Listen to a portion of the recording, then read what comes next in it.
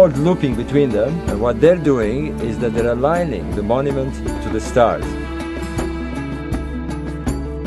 We know from inscriptions at the Temple of Karnak that they aligned monuments with the circumpolar stars, principally the Big Dipper.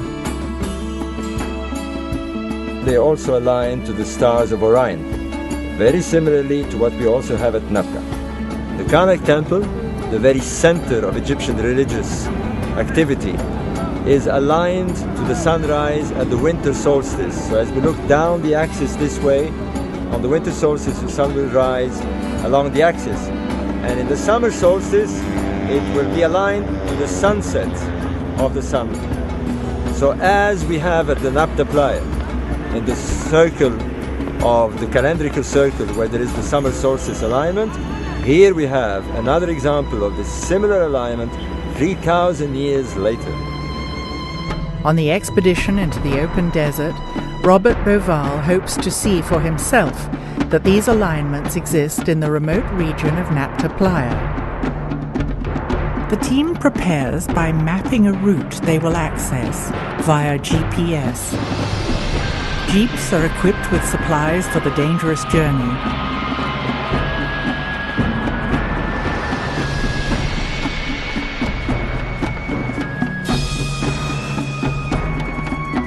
The team arrives at the first stop on their journey through history.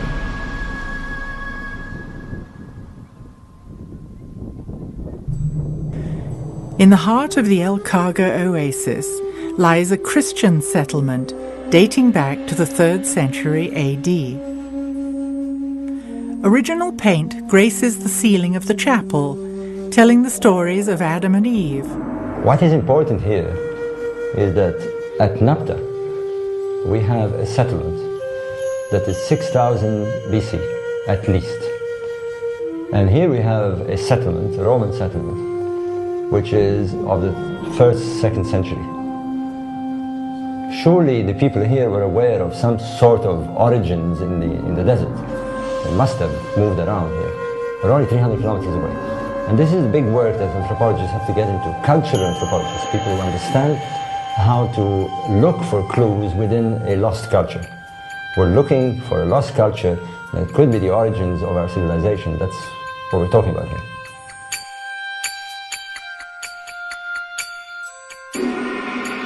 Off in the distance, the Christian settlement can be seen.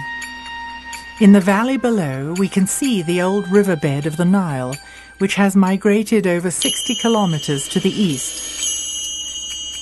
How many thousands of years would it take to wind back the geological time clock to when the Nile flowed here? The Nile we know there was here.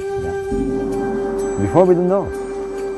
Do you realize what this is? Almost surely the ideas of these people, their beliefs, the way they look at the stars, the way they look at the sun, the way they buried people, comes from here to influence the pharaonic civilization. Imagine 2,000 years ago. There was a Roman garrison with centurions walking about, and priests, and Roman ladies in carriages. I mean, it's amazing to think that this was like this. People have been here for thousands of years. I mean, we know that. But now you're going to show us caves, you're going to show us prehistoric caves, where there are drawings that tell us that people were here even longer than we thought.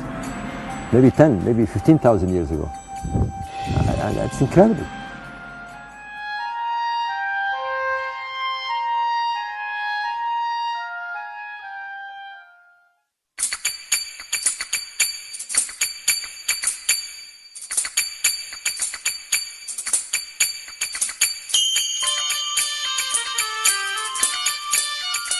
Now we're on a 30-40 meter high dune, right in the middle of the path of the road. The old road, as you can see, I mean, it's quite amazing. The old road actually strikes a dune. This is a new dune. It's been formed, well, in the last 30 years or so. And it shows you how the sand moves fast. The team tests the jeeps in the open desert by heading off to an ancient desert monastery.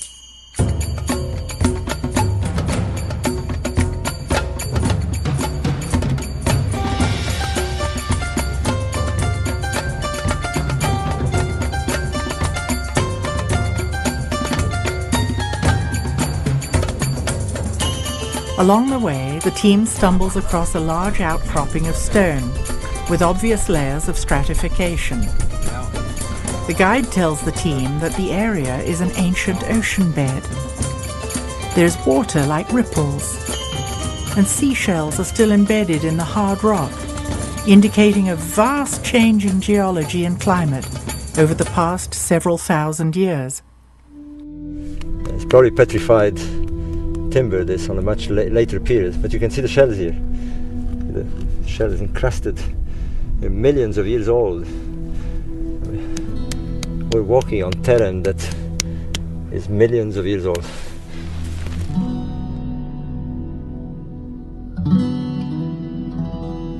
The Western Desert today is rainless, but in the past it received as much as 500 millimeters of precipitation per year.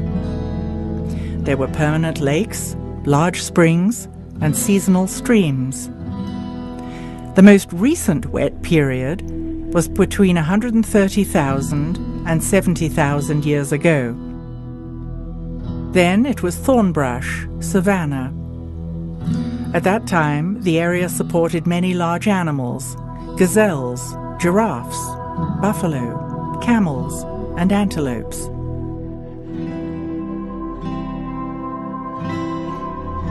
After that period, it was hyper-arid until 12 or 13,000 BC. Before 12,000 years ago, the summer tropical monsoons reached southern Egypt. Precipitation was limited and fell mostly during the summer months. It was sufficient to support small animals and cattle. The small animals could live off the dew. The climate resulted in highly mobile human populations. There are ancient cave paintings in a remote location that may provide clues to human settlements from the distant past. Is this crucial evidence being protected by Egyptian authorities? It's terrible. Terrible. It's priceless. It's priceless. Priceless prehistoric evidence. Look here. Look here. What's this, a dog or a gazelle? A man. You see the man here? He's wearing pharaonic clothes. It's terrible. With scribbles all over. I mean, the evidence that we're looking for is being destroyed by irresponsible people who are coming here. The site is unprotected, and the irony is that people who are responsible are prevented from coming here and driven crazy with licenses and papers. Look here. Oh, there's a beautiful Hatorian cow. Look at this. I mean, this is an artist. This is not a primitive carver.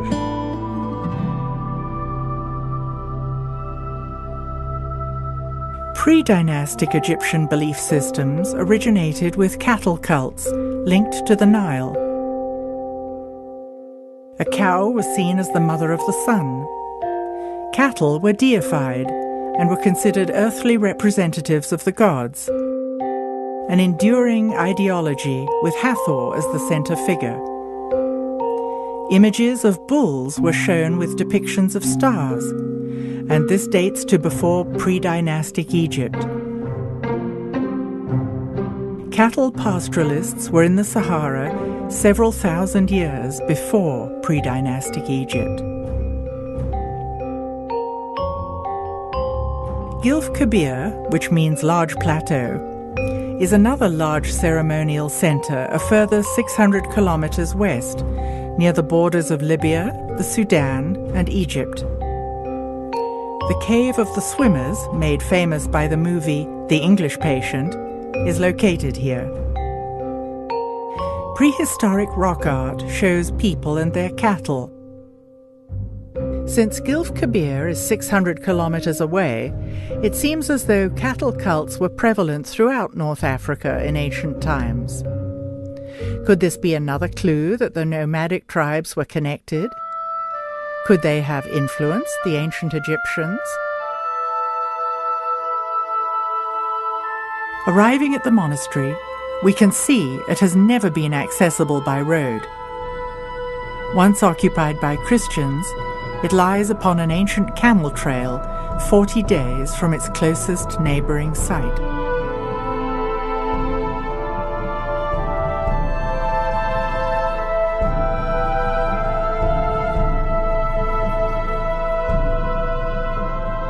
It still shows evidence of having been an oasis, with a huge acacia tree that is more than 800 years old. The team has a picnic on a carpet of yellow acacia flowers. This is a wonderful oasis. I mean, I'm really pleased. We tested the cars, everything is working fine. Yeah. You know, the drivers are fine. And it was a good idea to come and rest here. I needed the rest because after all these tents of waiting for the permits, everything is ready, the permits are ready. Yeah, but you must be to living now this place, to go to the hotel and stay overnight, and we start tomorrow up early at 3 a.m. morning. I'm ready. Yes, I know you're ready, but you don't know. It's a hard way to arrive to Abu Simbel. Let's do it. Let's do it. We wait a long time. Let's do it. Let's have a good night's sleep.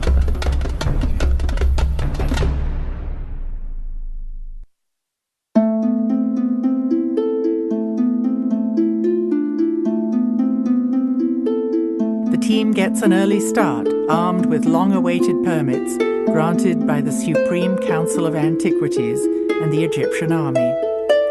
They will enter the dangerous region of the Western Desert, to the south of El Khaga Oasis. Well, after days of waiting and of uncertainty, we're finally on the road. We've got the permit and we're ready to go out in the desert to Nabta.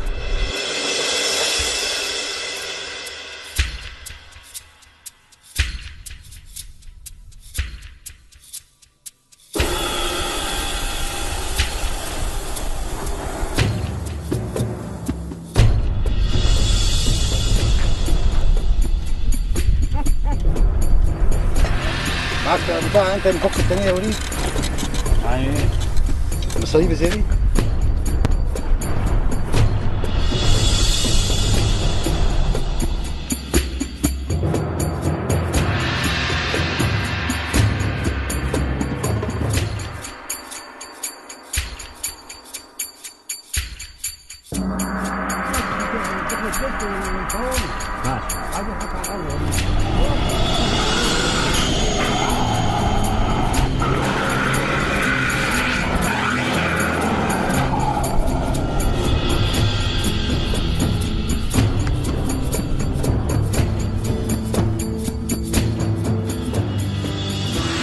After driving south for hours along an old road covered by occasional sand dunes, there is nervousness in the air.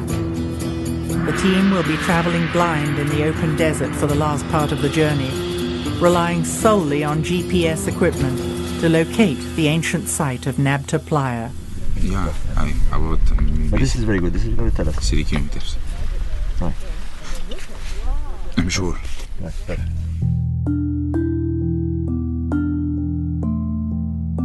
What clues will be uncovered at Nabta Playa? How have these influences drifted across the African continent? More than 3,000 kilometers further west, in Mali, there is a living culture with a surprisingly similar worldview to that of the ancient Egyptians. The Dogon live in Mali, largely in isolation. Studies of the Dogon culture mirror the ideology of the ancient Egyptians with uncanny precision. I realized through my Dogon studies that there were relationships between Dogon words and Egyptian words, and I noticed that